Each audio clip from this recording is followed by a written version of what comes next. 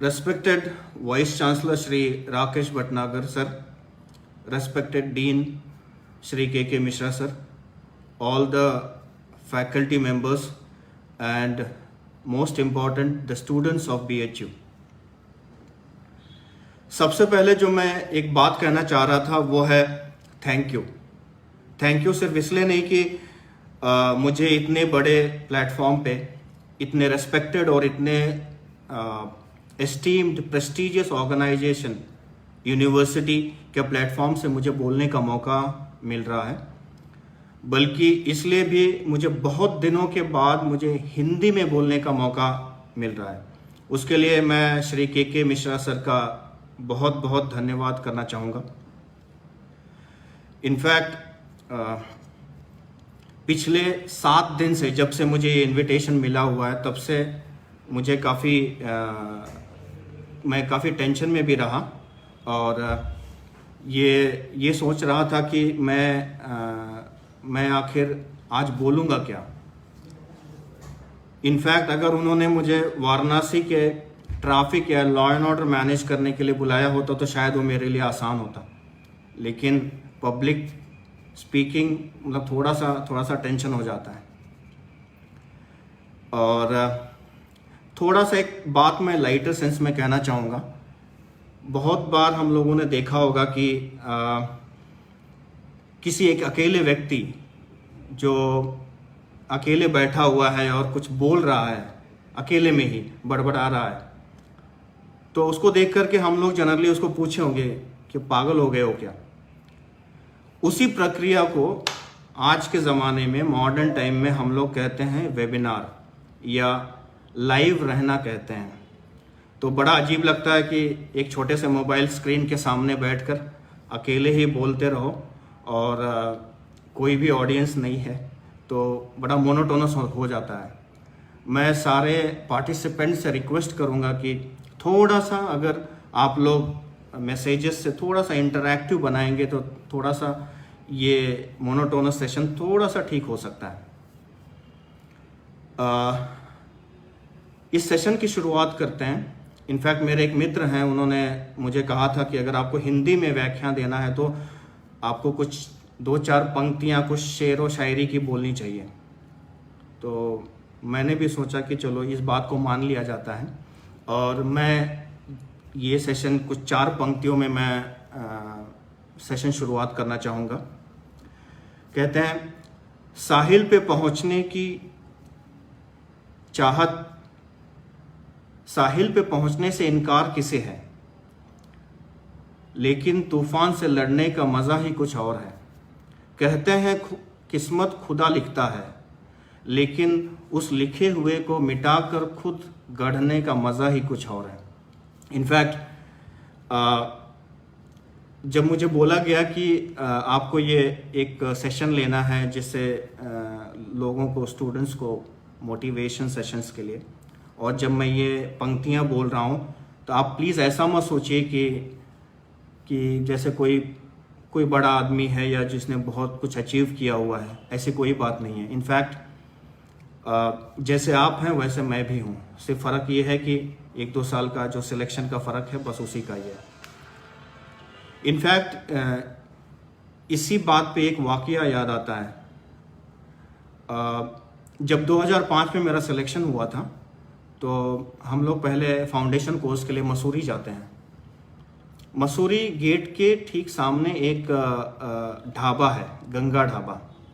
वहाँ पे सारे लोग जैसे दिन की जो ट्रेनिंग वगैरह पूरी हो जाती है, पूरी होने के बाद में वहाँ पे ऐसे बैठ करके कुछ बातचीत होती है, कुछ लोग हंसी मजाक करते हैं।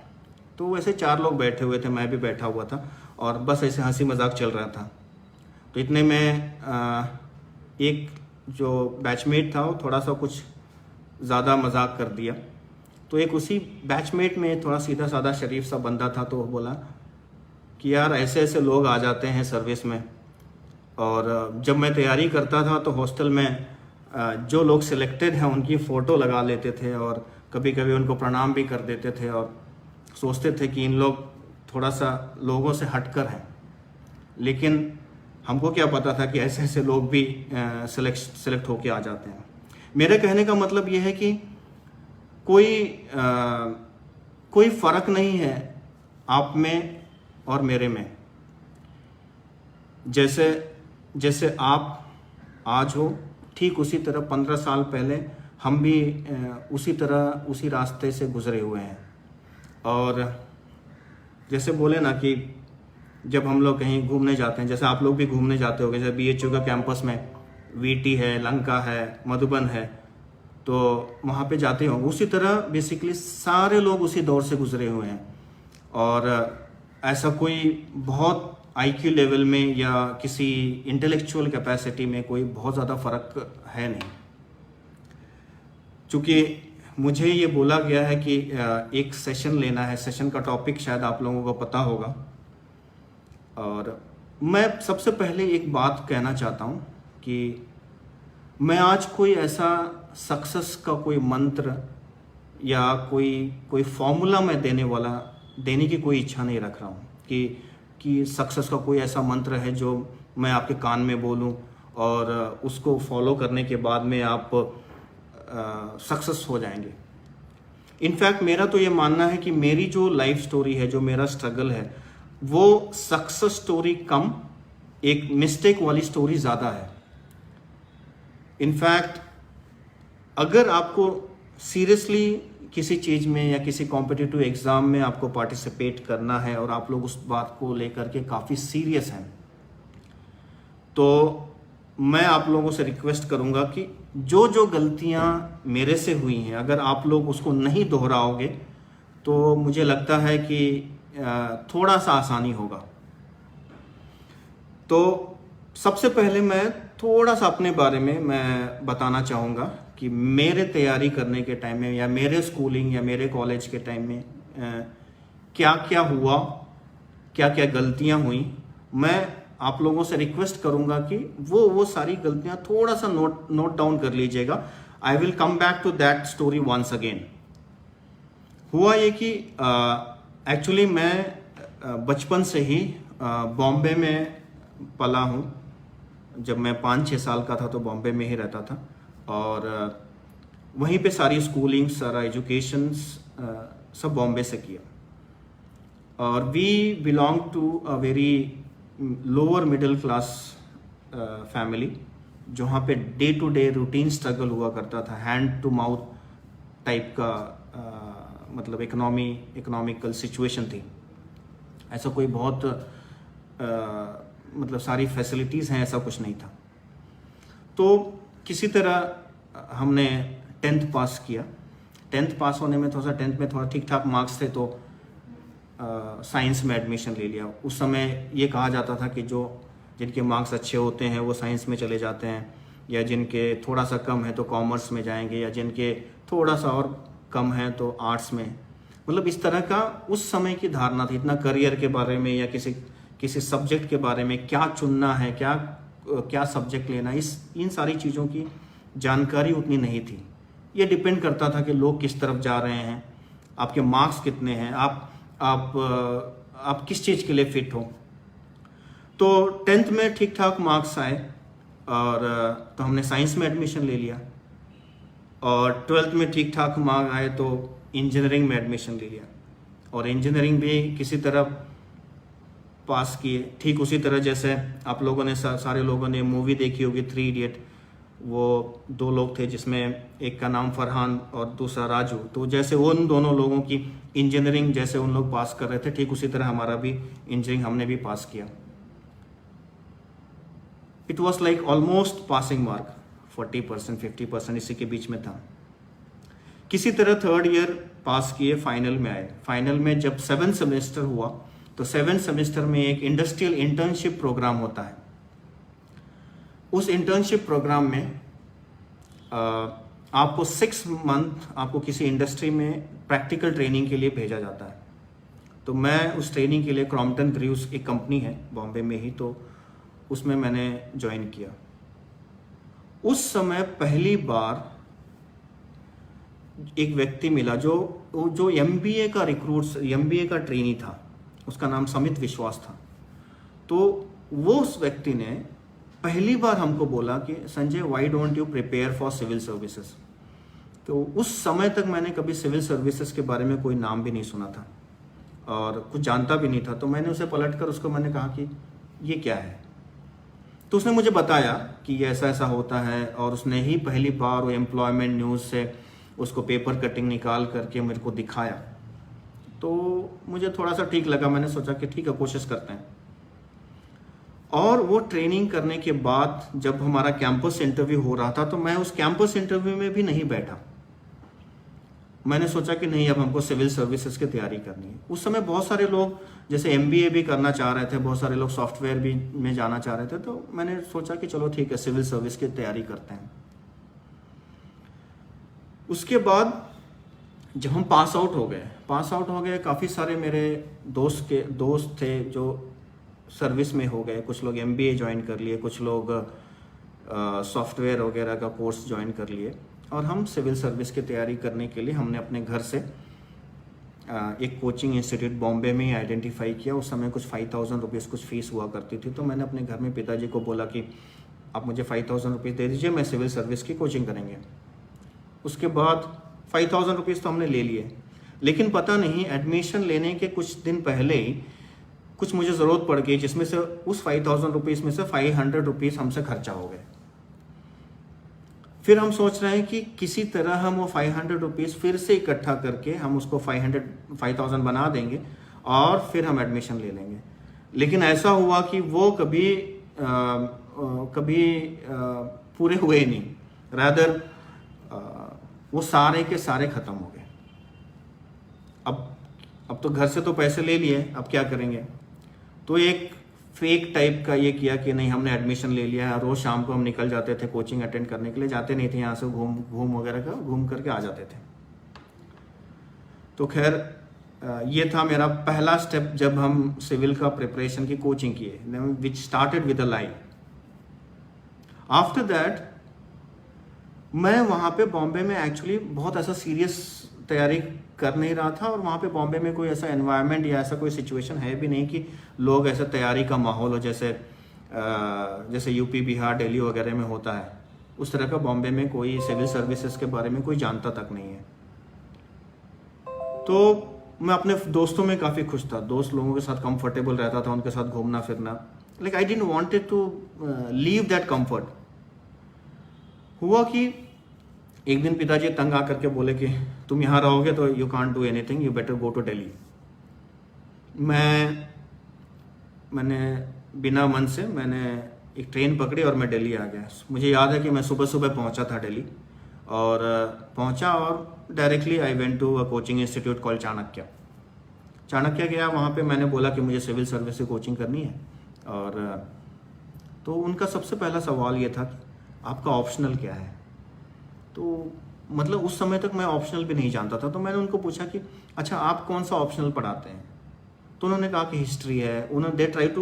दे try to convince me about history. तो मैं सुना, वो बोले कि हाँ, हिस्ट्री में अच्छा होता है, GS में भी काफ़ी कवर हो जाएगा। उसके बाद फिर हम वहाँ से बाहर निकले, उनका ब्रोशर वगैरह ले करके हम दूसरे इंस्टीट्यूट चले गए। एक वहाँ पे वैद्यास ICS हुआ करता था उस समय, तो वहाँ पे हमें एंटर किए।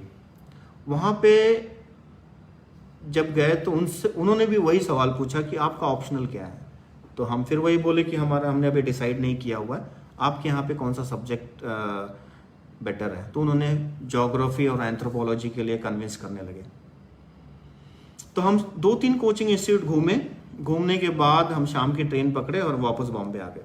घर पे बोले कि पिताजी को बोल दिया कि वहाँ पे कोचिंग इंस्टीट्यूट अच्छा नहीं है, फीस ज़्यादा है या महंगा बहुत है, हम वापस आ गए। तो that was the first time जो मेरी लाइफ की एक मिस्टेक कह सकते हैं कि I never wanted to leave my comfort zone. मैं बॉम्बे के उस माहौल में, अपने दोस्तों में, अपने सर्कल्स में इतना कंफर्टेबल था कि मैं उस जगह नहीं छोड़ना चाहता था। चलो ठीक है, वापस आ गए, पिताजी बात मान गए हमारी। फिर क्या हुआ कि कुछ दिनों के बाद जो दोस्त मेरे थे उनसे कुछ लड़ाई वगैरह हो गई। जब लड़ाई हो गई, काफ़ी सारा हो गया, तो पिताजी फिर काफ़ी गुस्से में थे। उन्होंने बोला तुम अपना बैग पैक करो, यहाँ से निकलो। तो मेरा मेरा घर प्रतापगढ़ पड़ता है एक्चुअली, तो मैं दिल्ली नहीं जाना चाहता था।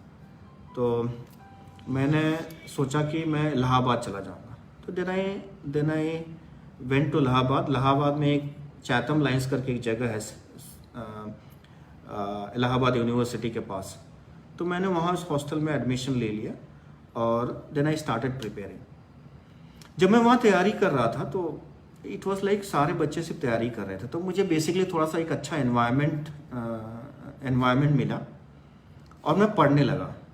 जब मैं वहाँ पे पढ़ने लगा तो मुझे ऐसा लगा कि मैं अभी तक बॉम्बे में कितना टाइम वेस्ट कर रहा था, और मैंने वहीं पे रहते हुए करीब 11-12 बजे तक डेली पढ़ता था, और मुझे ऐसा लगने लगा कि इस बार मेरा सिलेक्शन हो जाएगा।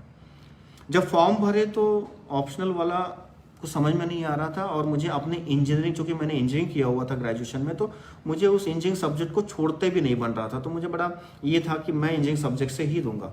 तो मैंने मैकेनिकल इंजीनियरिंग से अपना ऑप्शनल भर दिया, और ये भी सोचा कि चलो सिविल सर्विस के साथ IAS की सर्विस भी, एग्ज़ाम भी दे देंगे। फिर फॉर्म भरे, तैयारी चालू हो गई, खूब पढ़ते थे, ऐसा लगा कि इस बार हम निकाल लेंगे।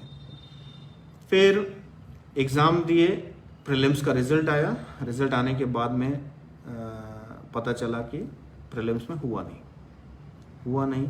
तो एक नॉर्मल टेंडेंसी होता है ना, लोग अपनी गलतियों को नहीं मानते, या लोग अपने एफर्ट्स को दोषी नहीं ठहराते। फिर ये हमने भी कुछ ऐसा वीनिंग टाइप का किया, कंप्लेनिंग मेंटालिटी की, जैसे कि इलाहाबाद में इंग्लिश मीडियम के लिए अच्छा माहौल नहीं है, इसलिए मुझे लगता है कि यहाँ से दिल्ली जाना चाहिए था। तो दिल्ली जाने के पहले मैं एक सोचा कि प्रतापगढ़ हो लूँ। प्रतापगढ़ गया तो पता चला कि एक अंकल हैं, मामा जी, उनकी वाइफ या कोई एक रिलेटिव जो थे वो बीमार थे, हॉस्पिटल में थे। तो मैंने सोचा कि एज ए कर्टेसी कॉल करके मैं जा करके उनको मिल लेता हूँ। मैं गया, मिला, पेशेंट से मिले। उसका जब हॉस्पिटल के बाहर आने के बाद में वो जो अंकल थे उन्होंने मुझसे पूछा कि आजकल क्या कर रहे हो। तो मैंने कहा कि तैयारी कर रहा हूँ।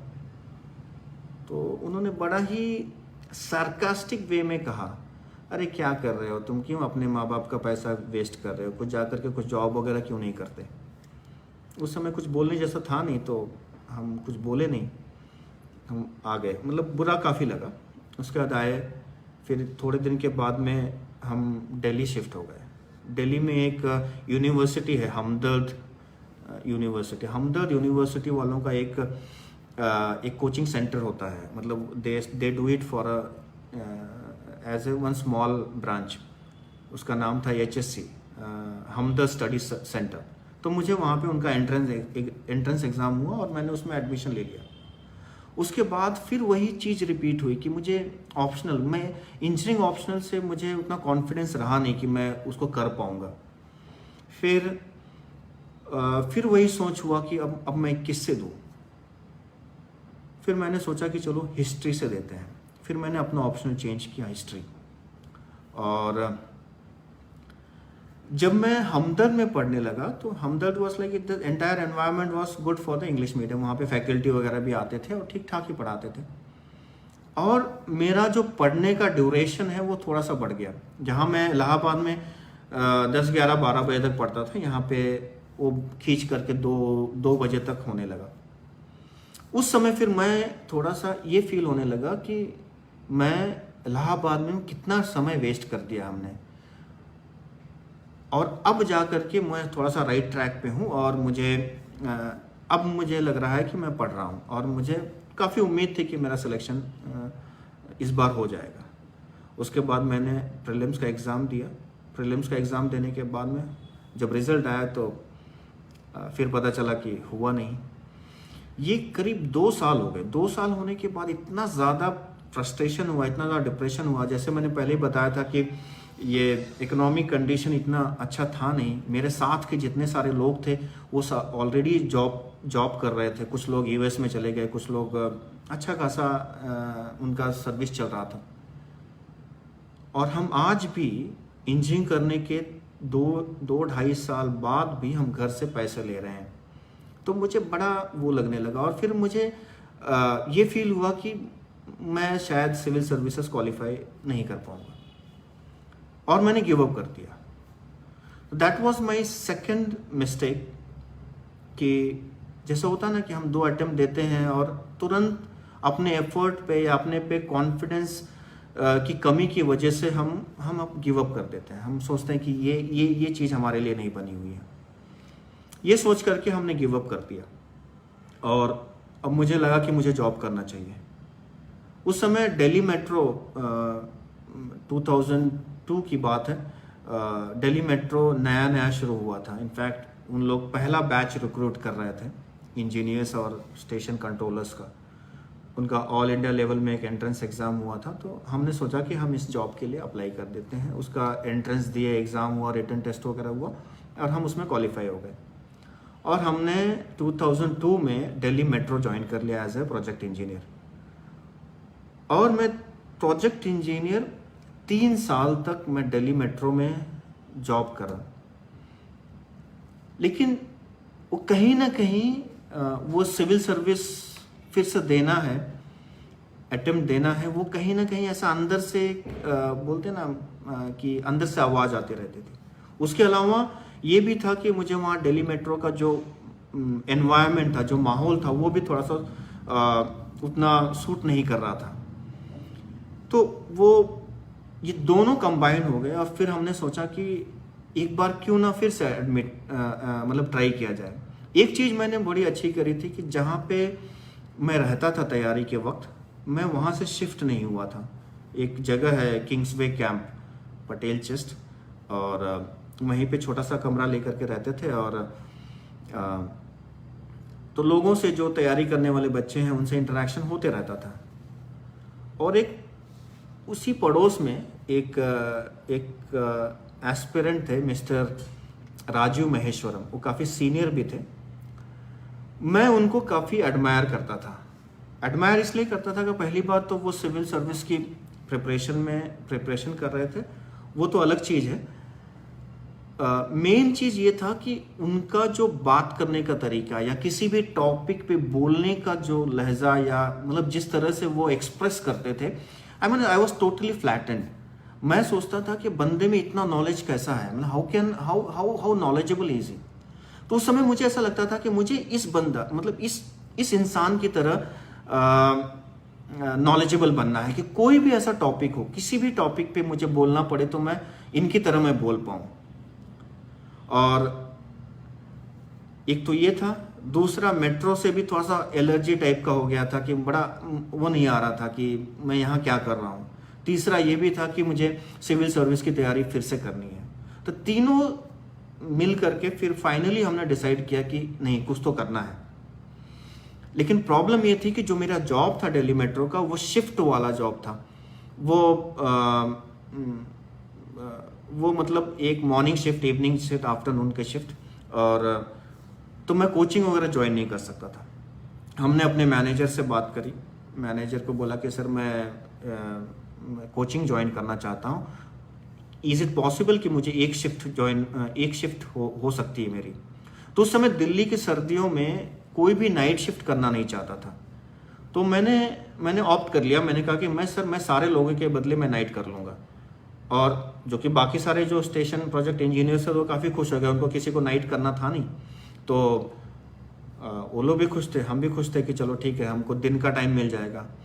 फिर उस दिन से हमने फिर वहाँ मुखर्जी नगर में एक कोचिंग इंस्टीट्यूट ज्वाइन करी, और अपना चालू हो गए। रात भर दिल्ली मेट्रो के प्रोजेक्ट्स पे काम करते थे। सुबह वहीं स्टेशन से ही बाथरूम फ्रेश वगैरह होकर के वहीं पे जैकेट डाल करके सीधा कोचिंग इंस्टीट्यूट पहुंच जाते थे 9 बजे। 7 बजे जॉब से छुटकारा होता था, 9 बजे कोचिंग इंस्टीट्यूट पहुंच जाते थे। करीब 1-1.5 बजे तक इंस्टीट्यूट पर क्लास चलता था। और फिर रूम पे आते थे, 1-1.5 घंटा रेस्ट करते थे, और उसके बाद में फिर उठ करके फिर थोड़ा सा पढ़ाई चालू करते थे। और फिर शाम होते होते फिर से नेक्स्ट डे आपको जॉब पे जाना होता था, क्योंकि चूँकि दिल्ली का ट्रैफिक वगैरह है, तो 8-9 बजे फिर से निकलना पड़ता था।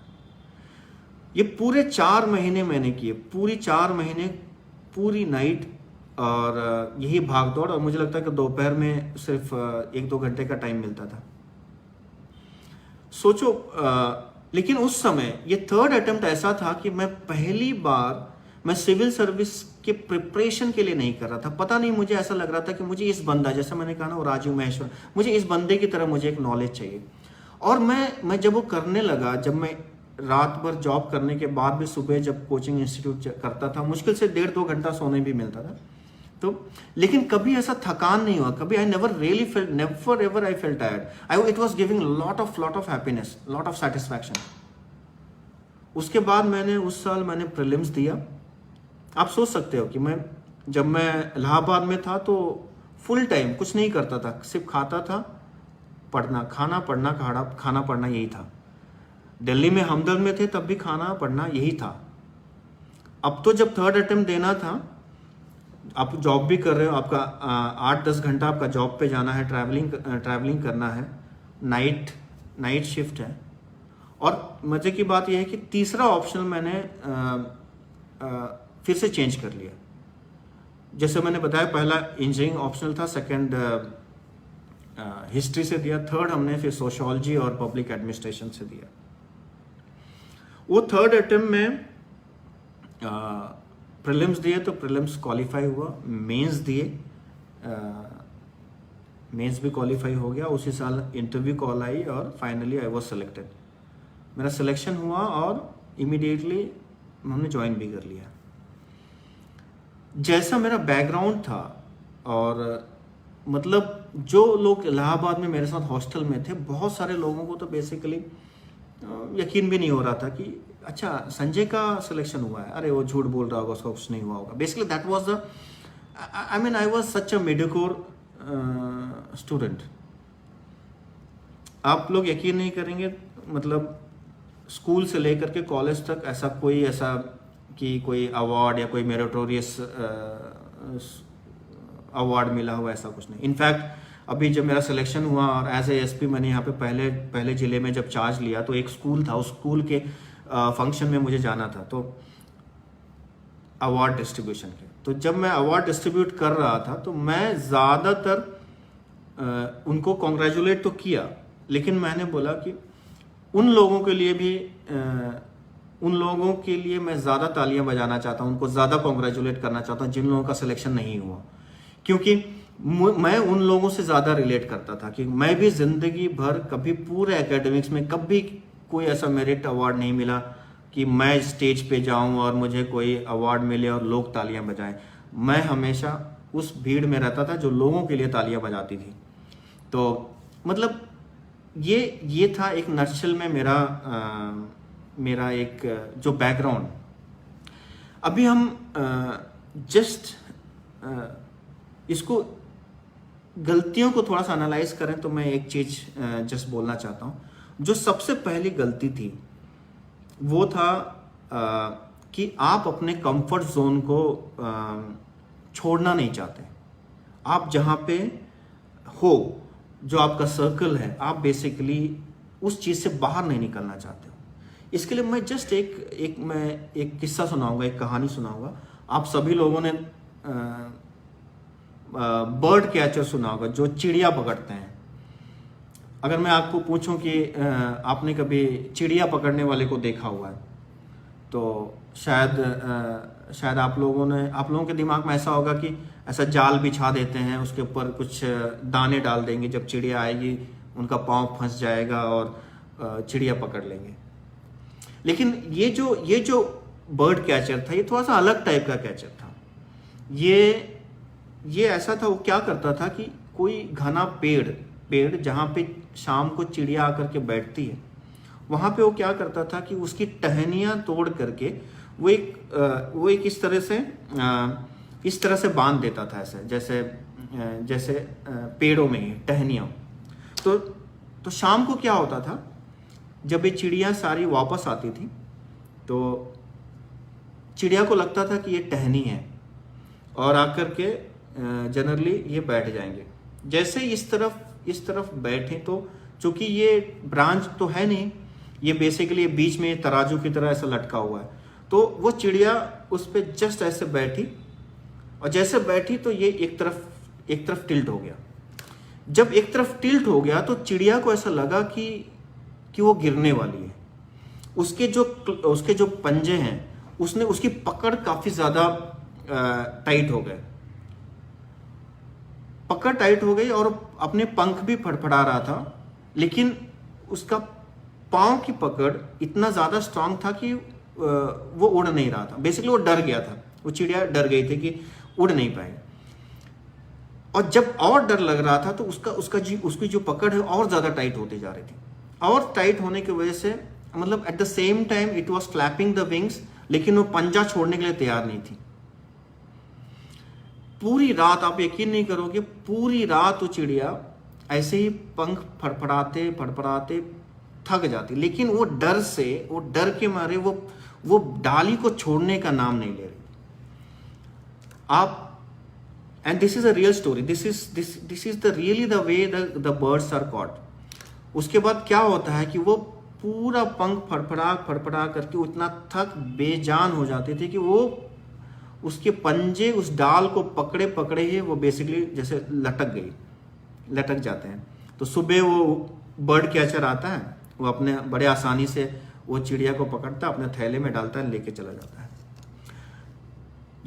ये स्टोरी मैं इसलिए कह रहा हूं कि हमारी जिंदगी में बेसिकली ऐसा ही होता है। हम लोग कुछ चीजों से को छोड़ना नहीं चाहते, कुछ चीजों से हम अलग नहीं होना चाहते, हम डरते रहते हैं। ठीक उसी चिड़िया की तरह, मान लो कि अगर उस चिड़िया ने अगर थोड़े समय के लिए, एक फ्रैक्शन ऑफ सेकंड के लिए उस पंजे को छोड़ा होता, हो सकता था कि 1 सेकंड 2 सेकंड के लिए वो चिड़िया नीचे गिरती, लेकिन उस गिरने में जब वो अपना पंख को फड़फड़ाती या अपने विंग्स को फ्लैप करती तो वो निकल सकती थी। लेकिन उस बर्ड ने कभी उस डाली को छोड़ा ही नहीं।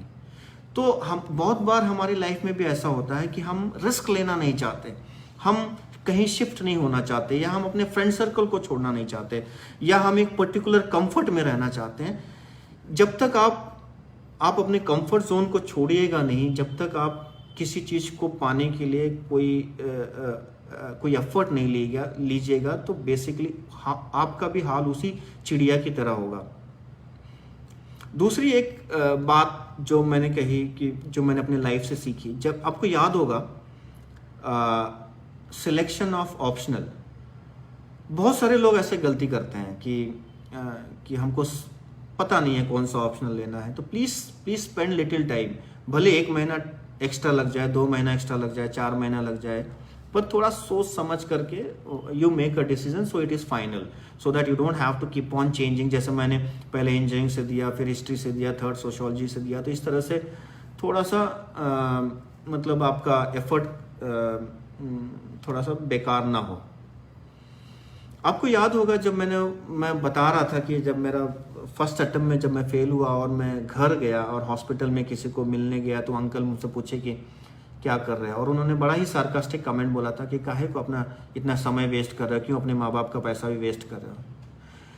इस पर्टिकुलर इंसिडेंट से मुझे एक कहानी याद आती है, शायद आप लोगों ने भी सुनी होगी, मैंने किसी वीडियो में देखा था। 2 लड़के थे, एक थोड़ा सा मोटा लंबा लड़का था, उसका एक दोस्त था थोड़ा छोटा सा दुबला पतला सा। तो उन लोग गांव में रहते थे और गांव में बाहर खेलने के लिए गए। जब खेल रहे थे तो वहीं पे एक कुआं था। जब खेलते खेलते क्या हुआ कि वो बड़ा वाला जो लड़का है वो कुएं में गिर गया। वो जैसे कुएं में गिरा तो छोटा लड़का देखा और बेसिकली डर गया। वो सोचा कि अब मैं क्या करूं। वो यहाँ वहां देखा, सभी जगह देखा कि कोई है मदद करने वाला, लेकिन वहां पे कोई था नहीं। तब उसकी नजर बेसिकली कुएं के बगल में रस्सी और एक बाल्टी उसको दिखी। उसने समय वेस्ट करने के ना करते हुए उसने तुरंत वो बकेट को वेल में डाला और अपने दोस्त को बोला कि तुम उस बकेट को पकड़ लो। उसने बकेट को पकड़ा और एक छोटा बच्चा जो दुबला पतला था और जो अंदर जो गया था वो तो काफी हेवी था, लेकिन ये खींच रहा था, मतलब खींचता गया, मतलब वो इतना मेहनत, मतलब कुछ सूझ नहीं रहा था, बस खींचे जा रहा है और खींचते वो तब तक नहीं रुका जब तक उसने अपने दोस्त को बाहर नहीं निकाल लिया। जब वो बाहर निकल गया तो दोनों बहुत खुश हो गए, दोनों खुशी मनाने लगे, नाचने उठने लगे। उसके बाद वापस घर आए। घर आने के बाद उन्होंने ये वाकया अपने माँ बाप को बताया, तो उनके पेरेंट्स ने उसको इग्नोर कर दिया। इग्नोर करने के बाद वो लड़कों को थोड़ा सा अजीब सा लगा कि हमारे माँ बाप हम पे विश्वास क्यों नहीं कर रहे हैं। तो बच्चे बाहर गए। बाहर एक बुजुर्ग से कोई व्यक्ति थे, उनको बताया कि ऐसा ऐसा हो गया, हम लोग खेल रहे थे और ये बड़ा वाला लड़का कुएं में गिर गया और हमने इसको बाहर निकाला। लेकिन हमने ये घटना हमने पेरेंट्स को बताई और पेरेंट्स उसको मानने के लिए तैयार नहीं है। तो उस बुजुर्ग व्यक्ति ने उनके पेरेंट्स को बुलाया और बोला कि ये इंसिडेंट, ये घटना, ये बच्चे जो बता रहे हैं, इस पे आप लोग यकीन क्यों नहीं कर रहे हो। तो उनके पेरेंट्स ने कहा कि अब देख लो दोनों को, एक ये दुबला पतला, इससे अगर एक बाल्टी पानी भी भर के इसको पकड़ा दिया जाए तो उठा नहीं पाएगा। और ये कह रहा है कि हमने कुएं से इतने बड़े 60-70 किलो का इस लड़के को इन्होंने कुएं से बाहर निकाला। इसमें यकीन करने वाली कोई बात ही नहीं, इन लोग ऐसे कहानी बना रहे हैं। तो उस बूढ़े बुजुर्ग ने कहा कि यहाँ पे क्वेश्चन ये नहीं है कि इस छोटे लड़के ने इस बड़े लड़के को कुएं से निकाला कैसे, सवाल ये नहीं है। उससे बड़ा सवाल ये है कि ये छोटा लड़का उस बड़े लड़के को निकाल कैसे पाया, वो क्यों पाया, क्यों निकाल पाया। कैसे निकाला is not a question, but how, why he was able to take this boy out. तो जो पेरेंट्स थे काफी शॉक थे। तो फिर उस बुजुर्ग व्यक्ति ने कहा कि ये छोटा बच्चा सिर्फ और सिर्फ इसलिए उसको निकाल पाया क्योंकि उस वक्त उसके अगल बगल में, उसके आसपास कोई भी ऐसा व्यक्ति नहीं था। जब वो मदद ढूंढ रहा था, उस छोटा बच्चा जब यहां वहां मदद ढूंढ रहा था, उस समय आसपास कोई भी ऐसा व्यक्ति नहीं था जो उसको बोले, जो उसको कहे कि तुम ये नहीं कर सकते हो, you can not do it, ऐसा कहने वाला कोई नहीं था। इसी वजह से वो कर पाया। और मतलब वो व्यक्ति इतना लीन था अपने काम में, और उसके अगल बगल में कोई ऐसा व्यक्ति भी नहीं कहने वाला था कि तुम इसको कर नहीं सकते, इसलिए बेसिकली उसने एफर्ट लिया। ठीक उसी तरह जब आप तैयारी कर रहे होते हो या आप कोई काम कर रहे होते हो, तो हमारे अगल बगल में ऐसे बहुत सारे लोग आपको मिलेंगे जो आपको कहेंगे कि आप ये नहीं कर सकते, तुमसे नहीं होगा, तुम्हारा तो 10th में मार्क्स सिर्फ 40% है, 50% है, आप तुम कहां से सिविल सर्विस क्वालिफाई करोगे, या तुम ऐसा कैसे कर पाओगे। ऐसे बहुत सारे लोग आपको मिलेंगे। Please try to ignore them. और अगर इग्नोर नहीं कर सकते हो तो आप उनको बोल दो क्यों नहीं कर सकते। हम just ask them a question again. Please ignore such kind of A people. In fact जब वो छोटा लड़का उस बड़े दोस्त को कुएं से बाहर निकाल रहा था, तो वो उसने निकालते वक्त वो इतना ज्यादा उसमें इन्वॉल्व था कि उसने अपने दिल की बात भी नहीं सुनी, वो अपने आप की बात नहीं सुना कि मैं तो बहुत कमजोर इंसान हूं, मैं तो दुबला पतला छोटा सा बच्चा हूँ, और जो गिरा हुआ है ये तो काफी भारी है, मैं नहीं कर पाऊंगा। तो दो चीजें हैं। एक तो वो है कि जो आपके अगल बगल में बहुत सारे लोग होंगे जो ये कहेंगे कि आप कुछ नहीं, आप नहीं कर पाओगे। उससे ज्यादा खतरनाक वो चीज है कि आप अपने बारे में क्या सोचते हो। अगर आपने ही सोच लिया कि हाँ मैं कमजोर हूं या मुझसे नहीं हो पाएगा, तब तो खत्म है, तब तो आप फिर कुछ कर ही नहीं पाएगा। तो ये था जो मैंने कहा ना, अपनी एक कहानी से रिलेट किया। जब मैं गया था और उन्होंने बड़ा ही सार्कास्टिक वे में कहा, मुझे 15 साल हो गए इस सर्विस में, मुझे वो इमेज मुझे आज भी याद आती है कि जैसे उन्होंने कहा था कि अरे काहे को तुम अपना पैसा वेस्ट कर रहे हो, काहे को अपने माँ बाप का पैसा वेस्ट कर रहे हो, जाकर के कोई कुछ काम धंधा क्यों नहीं करते। ठीक उसी तरह मतलब और जब आप एफर्ट भी लेते हो ना, तो बहुत बार ऐसा होता है ना कि हम जब फेल होते हैं तो we have a tendency of blaming things. जैसे मैंने कहा ना कि जब मैं इलाहाबाद में पहली बार जब मेरा प्रीलिम्स नहीं क्वालिफाई हुआ, तो मैं ब्लेम करने लगा कि यहाँ पे कोचिंग्स अच्छे नहीं हैं या इंग्लिश मीडियम में अच्छा नहीं है। इनफैक्ट एक इंसिडेंट मैं बताता हूँ। जिस कमरे में मैं रहता था, मेरे बगल में एक दूसरा कमरा, तो उसका एक फ्रेंड था, मतलब फ्रेंड था, गौतम नाम था उसका। उसके बगल में या उसके जस्ट बगल में एक लड़का था। उस समय यूपी और उत्तराखंड सेम हुआ करते थे, बंटवारा नहीं हुआ था। तो उत्तराखंड का एक लड़का था, उसका नाम टमटा था। तो उसका भी प्रीलिम्स करे, जब हम लोगों का रिजल्ट आया तो हम भी फेल हो गए, वो टमटा भी फेल हो गया। जब टमटा फेल हुआ तो टमटा ने लेकिन उसको इतना ज़्यादा सीरियसली ले लिया, वो उसने अपना कमरा लॉक कर दिया। कमरा लॉक करके वो एकदम कोने में लाइट वाइट ऑफ करके बैठा हुआ है, और हम लोग टेंशन में, रात में खाना खाने का समय हुआ और हम लोग एकदम परेशान है कि क्या हुआ टमटा को। हम दरवाजा पटपटाए जा रहे हैं, उसको खोला जा रहा है। फाइनली वो वेंटिलेटर ऊपर का दरवाजा खोले, हम लोग थोड़ा डर भी गए थे कि पता नहीं क्या हो गया।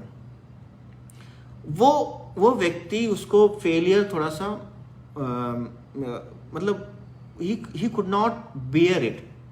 लेकिन जब उसको हम लोग बुलाए, मनाए, उसको समझाया, समझाने के बाद में वो खाना वाना खाया और थोड़ा सा नॉर्मल हो गया। बात ये नहीं है कि फेल हुआ और दुखी हो गया। बात ये है कि जो फेल होता है जनरली वो उस सिंपैथी ढूंढता है, वो सिंपैथी ढूंढता है कि लोग मुझे आकर के कहें कि अरे तुमने मेहनत तो बड़ा किया था, लेकिन थोड़ा सा किस्मत खराब है। Basically he was also looking the same thing. But let me tell you, at the end of the day sympathy लोगों की कोई मैटर नहीं करती है। एंड ऑफ द डे ये मैटर करता है कि आप सिलेक्टेड हो या नहीं हो, आपने रिजल्ट दिया कि नहीं दिया। तो just forget about bloody what ever sympathy and all. आप अपना कॉन्सेंट्रेट करें। फेल हो गए, ठीक है, हम दोबारा से अपनी गलतियों को सुधारेंगे और दोबारा से हम मेहनत करेंगे। लेकिन बहुत सारे लोग हैं ना कि वो सारी चीज़ों कमियां परेशानियां बोलने लगते हैं, या मतलब गिव अप करने के उनके पास बहुत हजार बहाने होते हैं। एक मैं और एक कहानी सुनाता हूँ। इनफैक्ट पता नहीं आप लोग बोर ना हो जाए, मुझे कहानियां सुनाने का बड़ा वो है। एक बार एक स्कूल टीचर थे।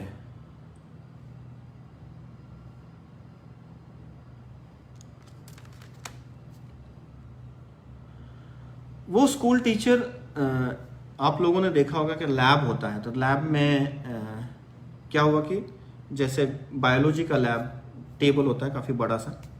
तो उस दिन टीचर आए और सारे बच्चे टेबल को सराउंड करके हुए खड़े थे।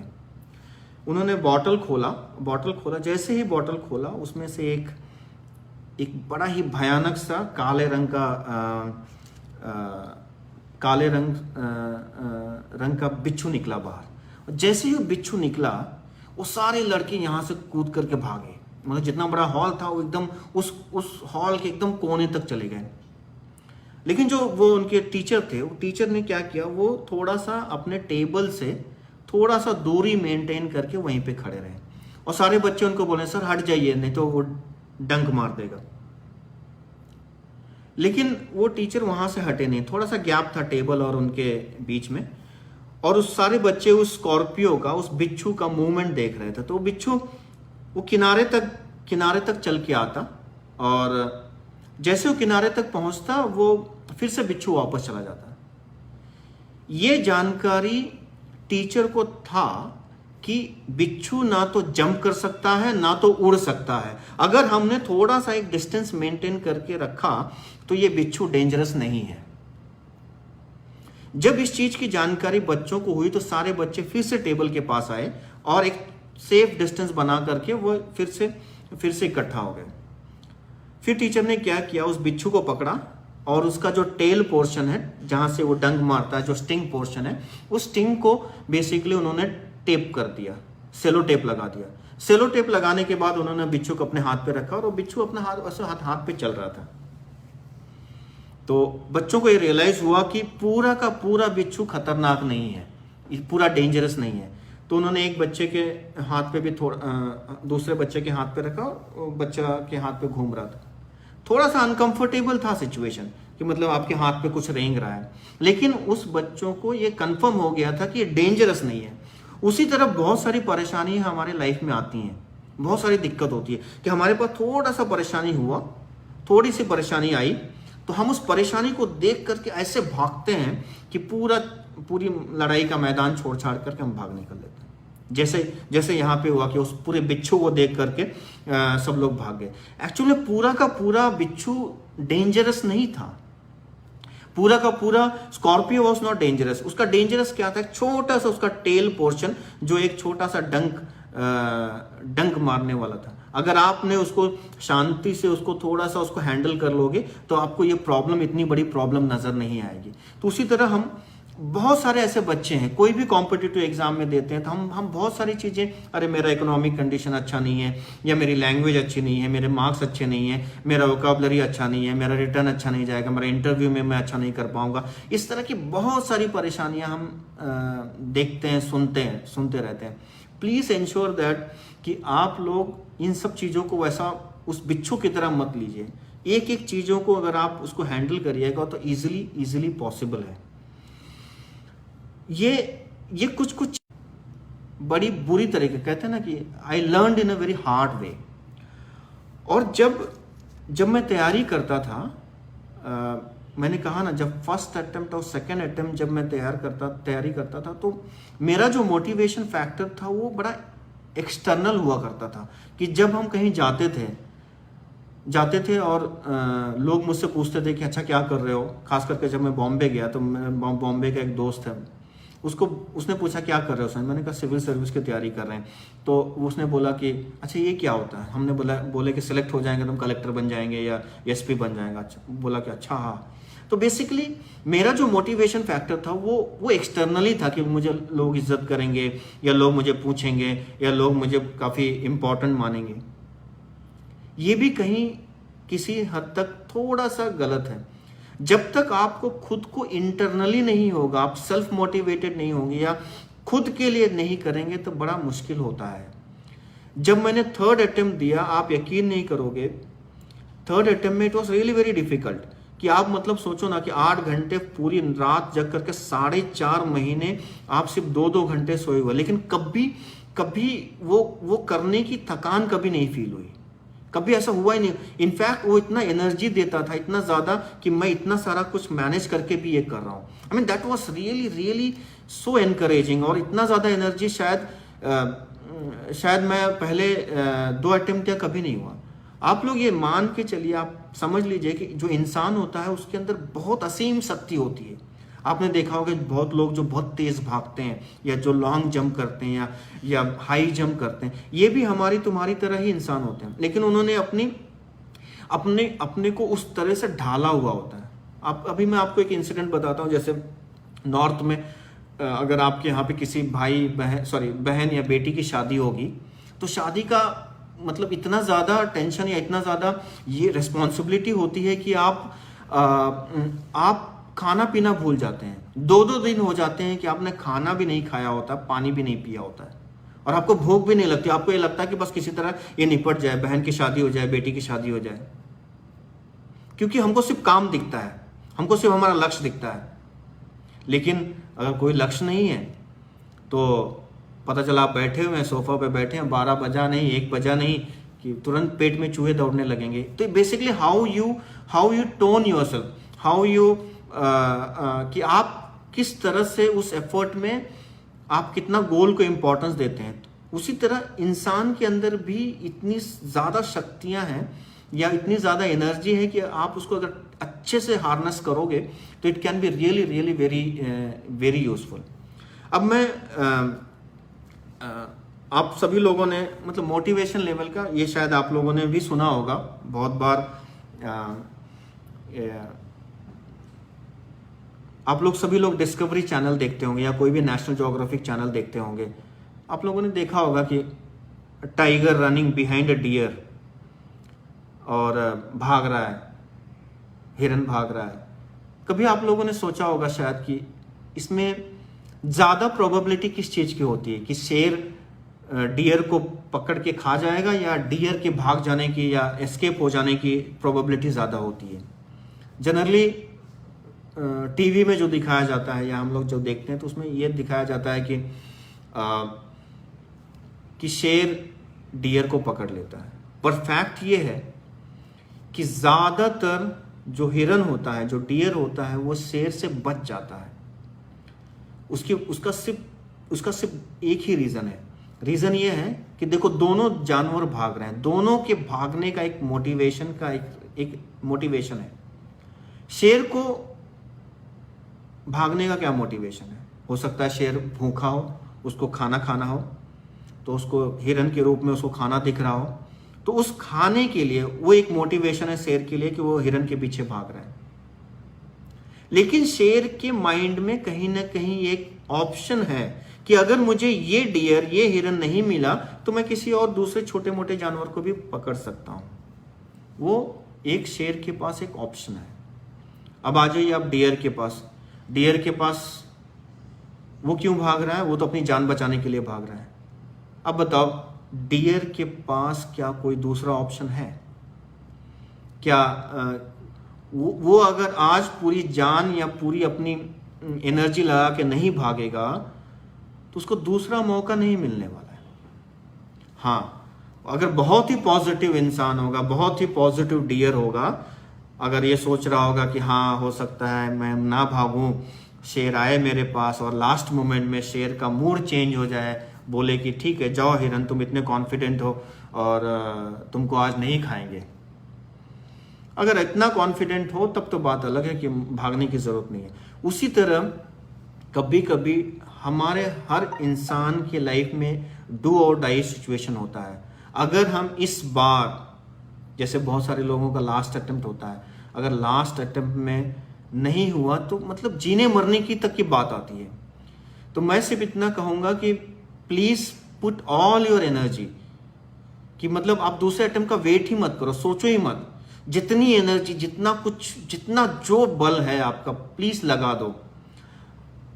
आप यकीन नहीं करोगे, जब मैं दिल्ली मेट्रो में जॉब करते हुए 4 महीने नाइट, और मतलब काफी मेहनत हो जाती थी, लेकिन उस समय जब मैं मेहनत कर रहा था तो मुझे ऐसा लग रहा था कि मैं बहुत मेहनत कर रहा हूं। लेकिन जिस दिन मेरा सिलेक्शन हुआ और सिलेक्शन होने के बाद आप अचानक से आप एक ऐसी ऊंचाई पे पहुंच जाते हो, और उस ऊंचाई से जब नीचे देखते हो और पीछे देखते हो कि आपने कितना मेहनत किया था उस चीज को पाने के लिए, तो आपको वो मेहनत इतनी छोटी नजर आएगी। मतलब ऐसा लगता है कि माउंट एवरेस्ट का सक्सेस है और एक राई भर का आपका मेहनत थी। जो मुझे उस समय मेहनत इतना ज्यादा लग रहा था, वो सक्सेस मिलने के बाद मुझे ऐसा लगा मतलब इस चीज को पाने के लिए तो मैंने जो मेहनत की बहुत ही कम था। तो उसी तरह आप जब तैयारी कर रहे होते तो आपको ऐसा लगता है कि यार हम बहुत मेहनत कर रहे हैं, पर ऐसा होता नहीं है। हम अपने आप को ऑप्टिमली यूटिलाइज करते नहीं हैं। हम लोग ये कैलकुलेट करते हैं कि हम कितना पढ़ें, 4 घंटे पढ़ें, 5 घंटे पढ़ें, 6 घंटे पढ़ें। अरे आप ये देख लो कि आप कितना टाइम वेस्ट किए हो। अगर आप कैलकुलेट करोगे कि हम अगर 6-7 घंटे सोते हैं, खाना खाने में इतना टाइम जाता है, घूमने फिरने में टाइम जाता है, तब भी काफ़ी समय बचता है। तो आपको अंदाज़ा नहीं होता है कि आप क्या और कर सकते हो। एनीवे, मैं बहुत ज़्यादा वही हाल है ना कि जब जैसे एक एरोप्लेन है और रॉकेट है, तो एरोप्लेन ने रॉकेट को पूछा, भैया तुम इतना तेज रफ्तार से क्यों जा रहे हो? तो ऑब्वियस सी बात है, रॉकेट ने बोला कि जब पिछवाड़े में आग लगा हो तो फिर भागना पड़ता है। तो ठीक उसी तरह basically unless and until you will have a fire, अगर आपके अंदर वो फायर या आग नहीं होगी तो आप ऐसे ही घूमते रहिएगा, लोगों की सहानुभूति बटोरते रहिएगा, और लोग मतलब उससे होने वाला कुछ है नहीं।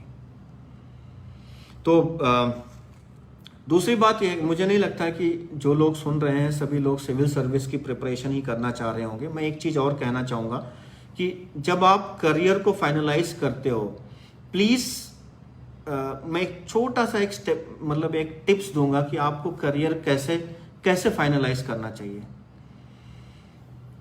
हम लोग क्या करते हैं कि हम एक टारगेट बनाते हैं कि मुझे आईपीएस बनना है, या हमको डॉक्टर बनना है, या हमको इंजीनियर बनना है, या हमको एक सॉफ्टवेयर इंजीनियर बनना है। Basically that is not a goal, that is not your target.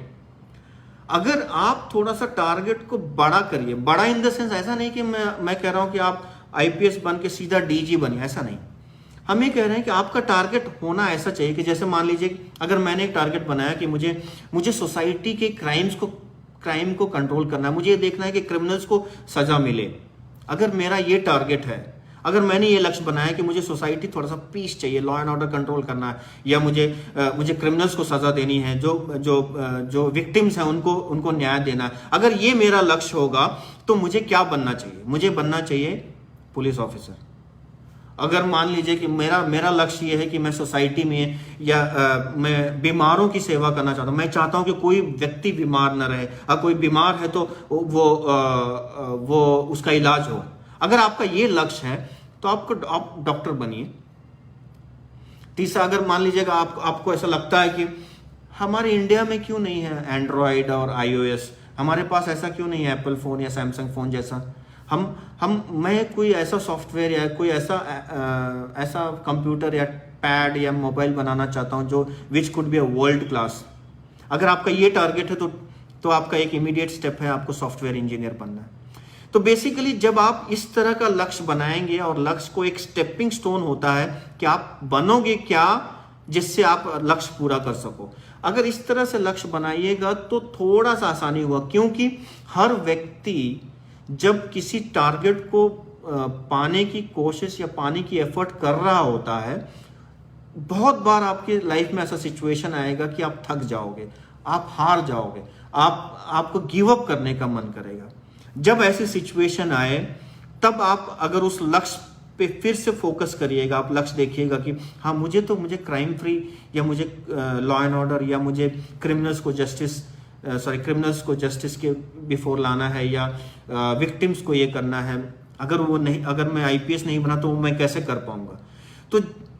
तो इस तरह का जब आप गोल बनाइएगा तो उससे क्या होगा ना, जब आप थकोगे, हारोगे या हताश हो जाओगे और एक बार आप फिर रिविजिट करोगे अपने गोल को, तो you will once again get an energy, और फिर एक बार आपको फिर से जोश आ सकता है अपने लक्ष्य के प्रति या लक्ष्य को पाने के लिए।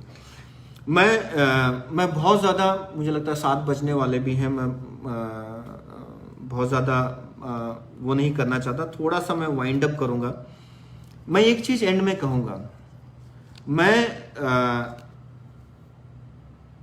मैंने लाइफ में जो भी ये बड़े ही कठिन तरीके से सीखे, कुछ पॉइंट्स जैसे मैंने नोट किया, जो अभी मैंने आपको बताया, कि जैसे be honest with your self. जब आप तैयारी करते हो ना, हम बहुत बार क्या करते हैं कि हम दूसरे को दिखाने के लिए तैयारी करते हैं कि कोई देखे हमको कि हम कितना देर घंटे पढ़ रहे हैं, और ताकि कल को मैं फेल हो जाऊं तो कम से कम कोई ये ना कहे कि मैं मेहनत नहीं किया।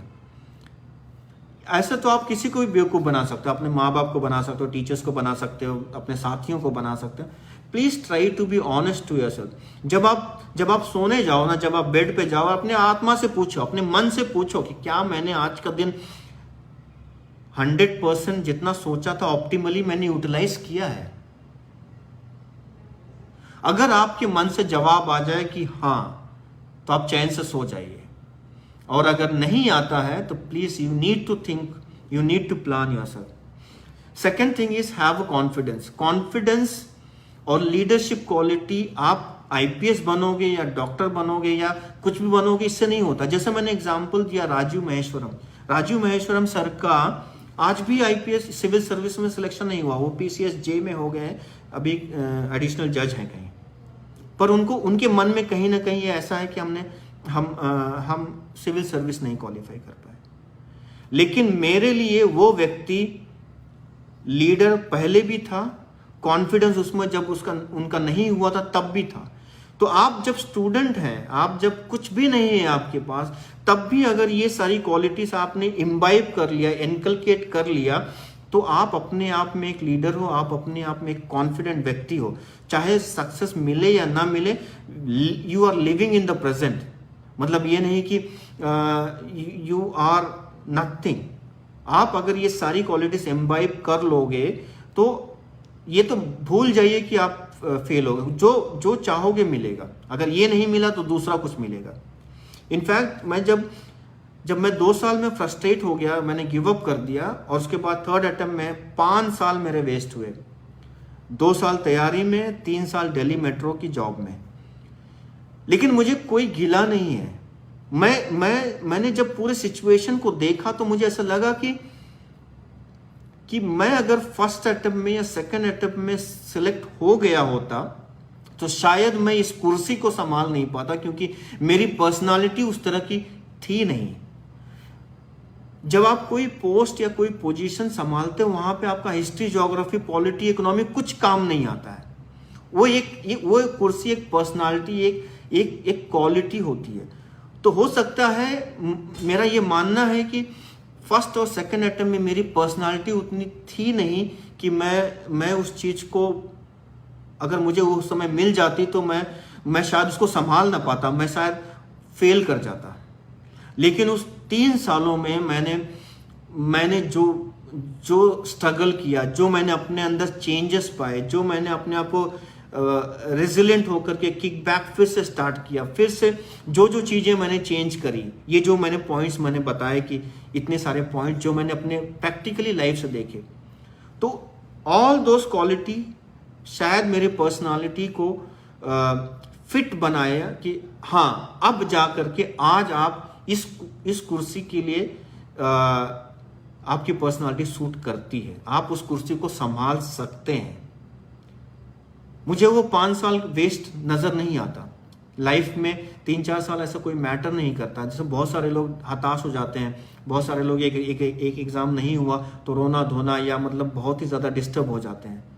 वो सारी चीजें, हो सकता है कि आप उस पोस्ट के लिए अभी मैच्योर नहीं हो या आपकी पर्सनालिटी उस चीज के लिए रेडी नहीं है। तो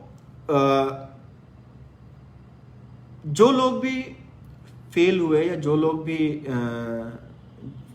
फेल नहीं कहूँगा, जो लोग सक्सेसफुल नहीं हुए, please learn from those things, और ये मान लो कि आपको कहीं कुछ और काम करने की ज़रूरत है, खुद पे कुछ प्लानिंग करने की आवश्यकता है। कुछ 1-2 पॉइंट्स और थे जो मैंने बताया, जैसे एक stop weaning in the sense, जैसे मैंने बोला ना कि जब मैं इलाहाबाद में था, कंप्लेनिंग मेंटालिटी, अरे मेरा तो ऐसा नहीं हुआ, यहाँ पे करप्शन है, यहाँ पे तो भाई भतीजावाद चलता है, यहाँ पे तो ऐसा चलता है। ठीक है, सब होता होगा। या किसी ने कह दिया कि वैकेंसी कम आई है। जैसे मैं जब मैं एग्ज़ाम देता था उस समय सीटें काफ़ी कम हुआ करती थी, जैसे 300 सीट हुआ करती थी। तो जब नोटिफिकेशन आया तो मैंने देखा, मैं दुखी हो गया। मैंने बोला कि यार इस बार तो 300 सीट ही हैं। तो मेरा दोस्त था, उसने मुझे बोला यार तुमको कितनी सीट चाहिए, एक ही ना चाहिए, यहाँ तो 300 है, तुमको क्या करना है, तुमको एक सीट से मतलब है, आप उसको ले लो।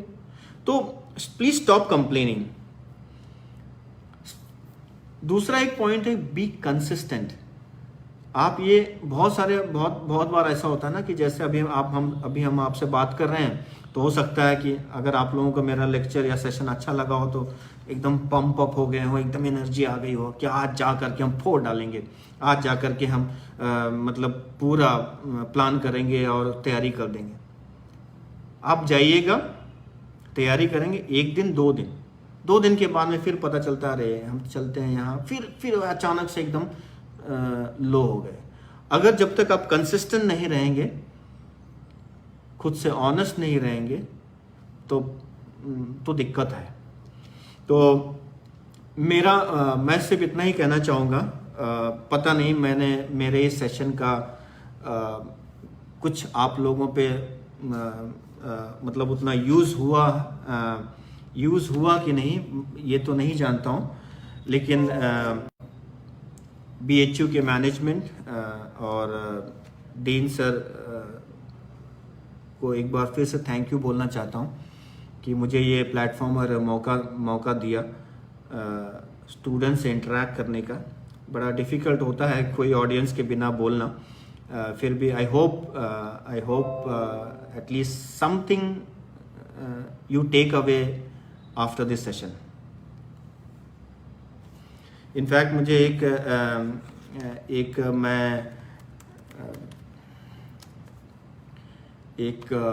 कहते हैं, एक शेर ख़त्म करने के पहले एक शेर कहना चाहूँगा। मुझे याद नहीं है, मैं पढ़ के सुना देता हूँ।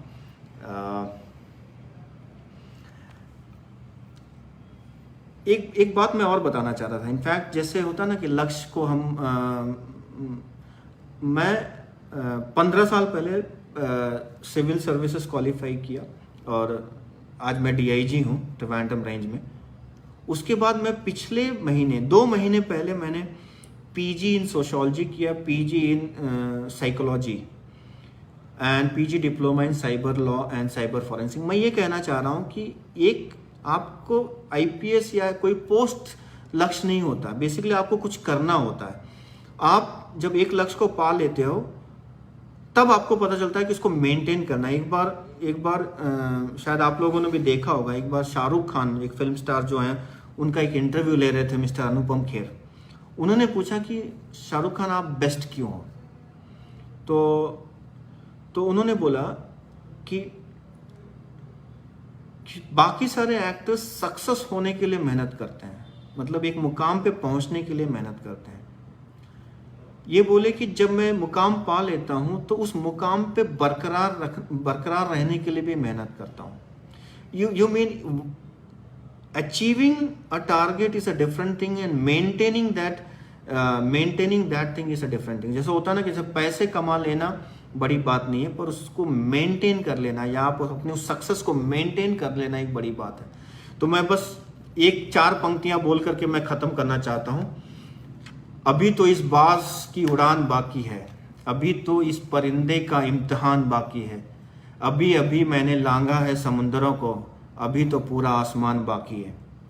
Thank you so much for your kind patience for listening to me. Thank you so much.